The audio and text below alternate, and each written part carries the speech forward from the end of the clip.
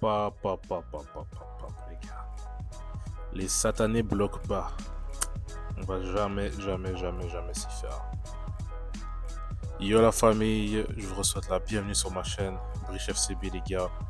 On se retrouve aujourd'hui pour la victoire du Barça, victoire compliquée du FC Barcelone.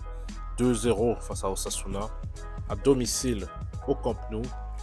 Une victoire qu'on a dû aller chercher, j'ai pas envie de dire qu'il nous a fait douter, parce que non, on n'a pas douté de notre victoire, on a géré le match dans son entièreté, je trouve.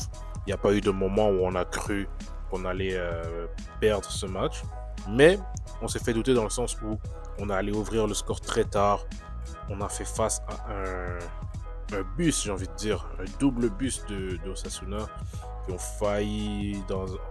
ont relativement failli réussir leur hold-up, mais on allait chercher la victoire grâce au capitaine Courage Rafinha qui a pris ses responsabilités de capitaine en main, qui vient mettre un doublé et notamment son premier but qui est très caractéristique de lui.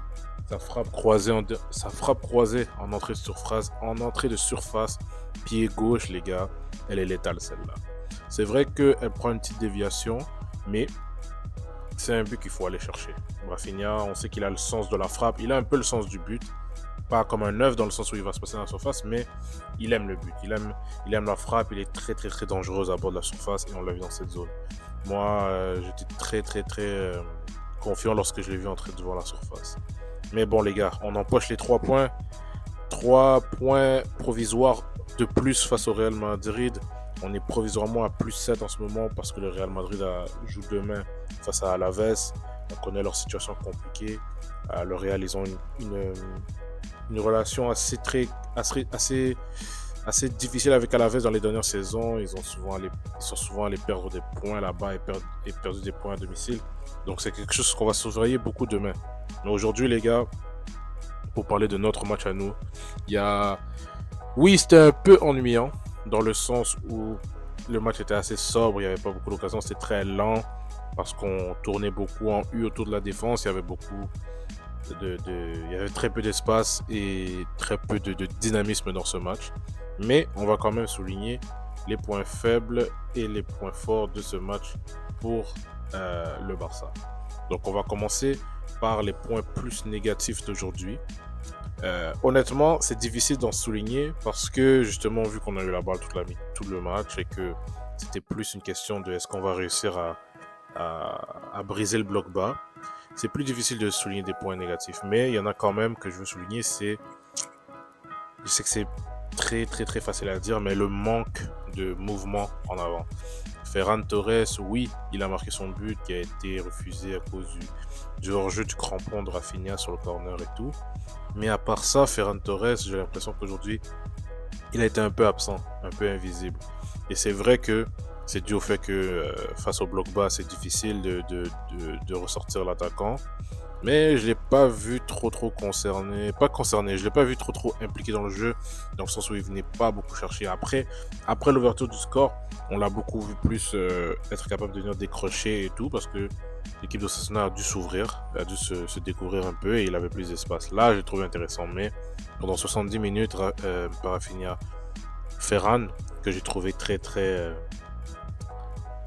isolé, qu'il a été pris par les défenseurs et c'est plus un bon travail de la défense qu'un problème de Rafinha. Un autre petit point négatif que je veux souligner, c'est encore une fois, c'est pas un point négatif, c'est Lamine Yamal, dans le sens où j'ai vu qu'il a tenté beaucoup, mais il a beaucoup raté. C'est vrai que ça vient avec le style de jeu. Beaucoup tenté rime avec beaucoup d'échecs et puis il va réussir peut-être 3, 4, 5 fois dans le match qui vont être décisifs. Mais je l'ai vu rater beaucoup de passes relativement simples, c'est-à-dire des passes qu'il maîtrise généralement, les petits décalages qu'il fait pour Koundé ou bien les petites remises en retrait qu'il met souvent pour le milieu défensif de son côté ou même pour aller trouver Pedri.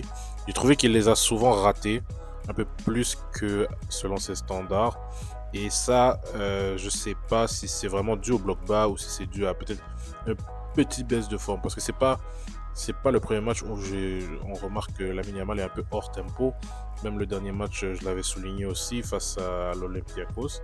Mais aujourd'hui, j'ai eu l'impression qu'il y avait ça un peu. Mais dans le dribble, c'est pas des choses qu'on peut lui reprocher. Il faut qu'il tente, surtout face à des blocs bas.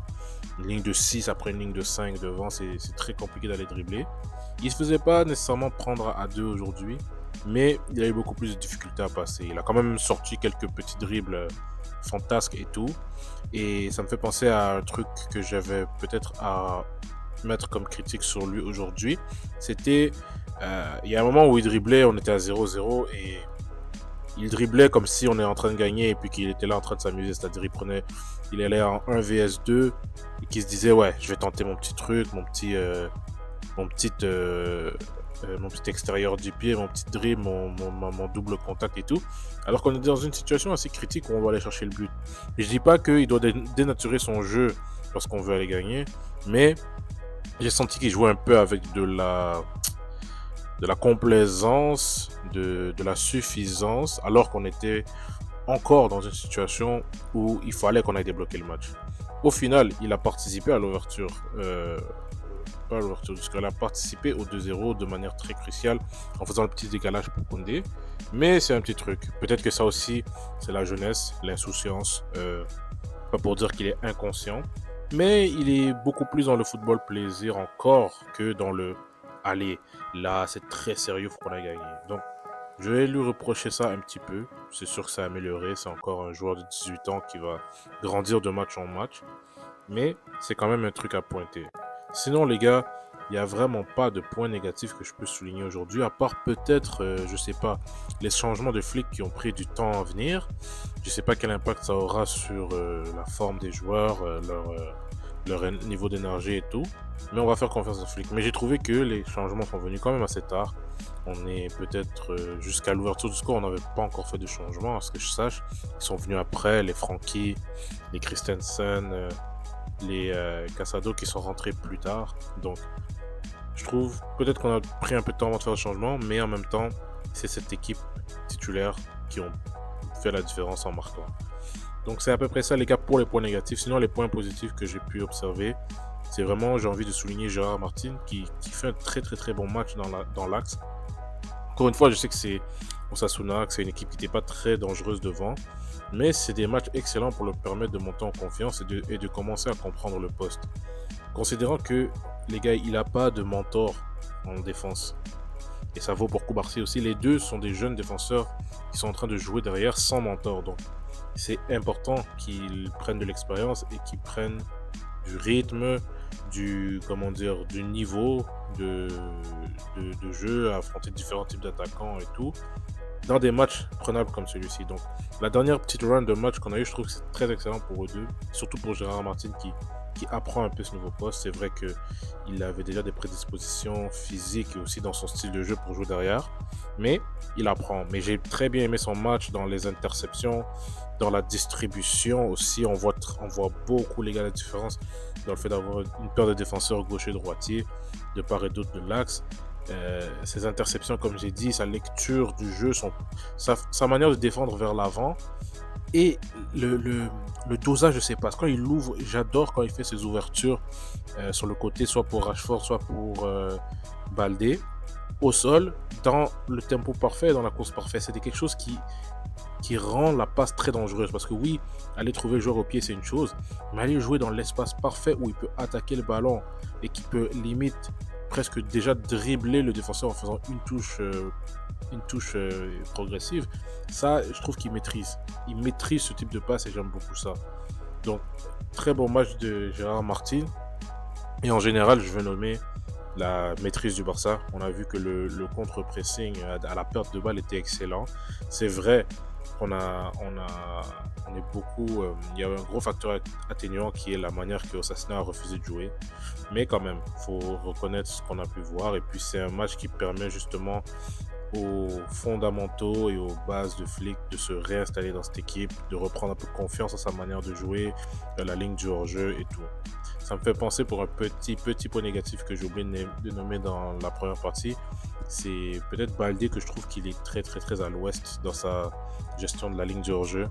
Il y a un hors-jeu qui avait été sifflé que normalement je pense que si le gars marquait et qu'on retournait à la VAR, on allait voir que Baldé le couvrait avec son pied alors que c'est lui qui appelle le hors-jeu, etc. il doit un peu s'adapter, il doit un peu travailler sur ça. C'est vrai qu'encore une fois, il n'y a pas de mentor derrière qui gère la défense. Et c'est un peu problématique. Mais bon, les gars. Donc, c'est à peu près ça, les gars. Je pense que c'est logiquement Rafinha qui a eu l'homme du match. Avec son doublé qui nous donne littéralement la victoire. Son positionnement en 10, je ne sais pas qu'est-ce que vous en pensez. Dites-moi en commentaire comment vous avez trouvé notamment son match en 10 de manière générale, mais aussi juste cette animation offensive avec Rashford à gauche et tout. Rashford que j'ai quand même aimé aujourd'hui parce qu'il avait besoin, je pense que Flick avait compris, dans un match comme celui-ci, tu as besoin d'une présence à gauche qui est vraiment pas comme Rafinha quand il est à gauche, qu'il va jouer à l'intérieur et tout. Il fallait vraiment écarter le terrain, vu que c'est un bloc bas, pour les étirer le plus possible et se créer des espaces. Je pense que c'est pour ça que Rashford est resté très longtemps, jusqu'à ce qu'on marque pour ensuite pouvoir se permettre de le sortir et tout. Rashford et Lamine Yamal, qui sont les deux ailiers qui écartent le terrain. Et ils ont quand même des qualités de frappe. Rashford qui passe pas loin de mettre un coup franc et tout. Il y a une occasion aussi où Koundé lui met en retrait et normalement il doit planter, mais le défenseur fait un excellent bloc. Je trouve que Rashford c'était un match pas mal aujourd'hui, même s'il a raté dans les détails et dans la finition, dans le dernier geste et tout. Mais c'est ça, je pense que Flick a bien compris qu'il avait besoin d'une présence à gauche. Et cette animation offensive, les gars, moi je trouve qu'elle est intéressante, mais je trouve qu'elle serait beaucoup plus intéressante face à des blocs un peu plus hauts. Exemple, comment on a vu l'Osasuna s'ouvrir après le premier but. Si on affrontait un Osasuna qui jouait comme ça, je pense qu'on aurait vu un Barça encore meilleur avec cette animation-là. Un Rafinha en 10 qui bouge un peu partout, Ferran devant, et les deux ailiers qui collent relativement la ligne en la personne de Rashford et Lamine. Bon, pour le reste, les gars, c'est honnêtement un bon match de tout le monde. C'est vrai que le match était très lent. Il y avait très peu de tempo. On a mis plus de tempo vers la fin quand Osasuna s'est ouvert. On a réussi à ouvrir le score. Et puis ce qui est bien, c'est que l'ouverture du score n'est pas un but un peu à la comme le deuxième, où je sais pas, il y a un centre raté qui dévie, qui vient à finir. C'est vraiment une action où on a récupéré la balle et on s'est projeté vite pour éviter de leur donner le temps de se replacer derrière et d'installer le but. Donc on est allé en transition et on a tué. Ça, c'est quelque chose qui est très très bon parce qu'il faut, dans ce genre de match, exploiter ces failles-là. Lorsque l'équipe va avoir une occasion, je sais pas, un corner, une petite phase de possession devant, une occasion où il monte beaucoup, il faut qu'on soit très très très très très concrétisant et qu'on utilise beaucoup ces phases de transition dans le retour. Et là, on l'a tué, j'ai beaucoup aimé. Et ça fait un but qui est vraiment un but et pas une situation un peu opportuniste qu'on a eu. On est vraiment allé chercher ce but-là et c'est très bien, les gars. Donc c'est à peu près ça dans l'ensemble. Je trouve que dans l'ensemble, c'était un match maîtrisé mais compliqué à la fois. On prend 7 points provisoires sur le Real Madrid qui joue demain. On va voir ce match-là, les gars. Et c'est très très bon pour la continuité. Il faut savoir que le prochain match, le dernier match de l'année civile 2025, on se déplace à Villarreal, qui est provisoirement deuxième du championnat. Ça va être un match très très chaud, je pense, avec le même enjeu comptable et pour cette saison que peut-être un classico, les gars, premier contre deuxième. Je pense qu'en plus, le Villarreal a des matchs en retard. Donc, si jamais ils gagnent les deux et je pense qu'ils nous dépassent même, les gars, donc on va devoir vraiment se la donner à une Ceramica qui, je pense, va être bouillante. Et un Villarreal qui joue très très bien cette saison. Donc on va préparer ce match-là. Il y a aussi la Coupe du Roi qui va commencer en milieu de semaine. On va pouvoir faire tourner, tester des choses et préparer justement le match du Villarreal. Donc on se revoit demain, les gars, potentiellement, si le Real fait un faux pas. Sinon, comme on le sait tous, les gars, je vous souhaite à bientôt et à très vite, les gars. Et comme on le sait tous. Visca el Barça! Visca Catalunya! Visca el Barça, sempre. Visca el Barça i visca Catalunya!